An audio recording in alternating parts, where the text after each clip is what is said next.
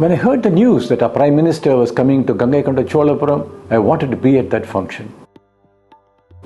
Our Prime Minister visiting this small and forgotten town was to awaken the whole world to the achievements of the Grand Emperor Rajendra Chola.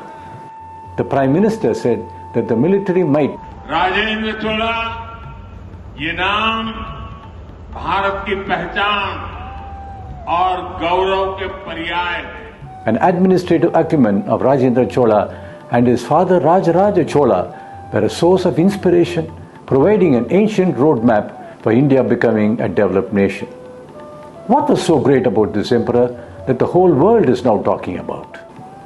I visited the Brihadishwara temple at Tanjavur and was awestruck with the sheer size and magnificence of this temple. The Grand Emperor Raja Raja Chola built out this temple 1,000 years ago, and this is an amazing feat of architecture and a testament to the skill and brilliance of our people. This temple was the second largest structure at that time, second only to the pyramids of Egypt. Rajendra Chola ascended the throne in the year 1014 CE. The young emperor had all his father's great qualities: courage, valor, administrative skill, connoisseur of fine arts, deeply religious, and a great builder. Rajendra Chola was, however, different from his mighty father in one way. Young Rajendra was a strategist and a visionary. He was good at organizing wars rather than fighting them. He realized that diplomacy was key. He sought the help and cooperation of smaller kingdoms rather than fighting them. The Lanka king, for instance, simply submitted to Rajendra as he realized that Rajendra was changing the tide of history. In 4 years, Rajendra Chola was already king of kings of South India.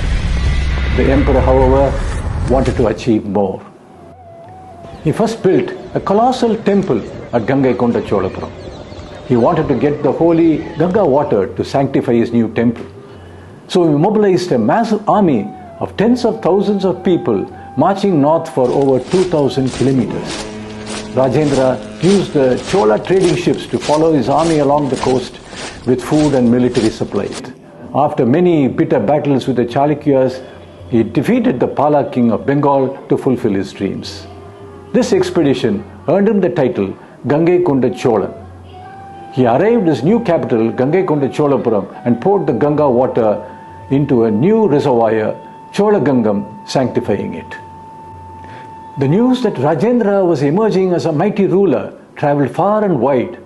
The Khmer king, Suryavarma I, present-day Cambodia, wanted the help of Rajendra Chola to quell the bullying of the king of Kedah, present-day Malaysia. Hence, Emperor Rajendra planned the grandest and daring campaign ever planned by a medieval Indian ruler, an attack across the seas on Kedah. So in the year 1025, exactly 1,000 years ago, battleships, possibly 100 in number, carrying about 3,000 warriors, headed east along the seas. It was a 2-week-long perilous journey to the Malaya Peninsula. The king of Kedah was taken by surprise and his army was crushed by the valiant fighters. This enabled Tamil merchants to do business in peace. Tamil culture and religion spread across Southeast Asia. This commenced the golden period of the Khmer kingdom in the 11th to 13th century. The massive Hindu Angkor Wat temple was built, and an equally grand temple was built in Prambanan, Indonesia. Rajendra thus had a new title, Kadaram Konda Cholan.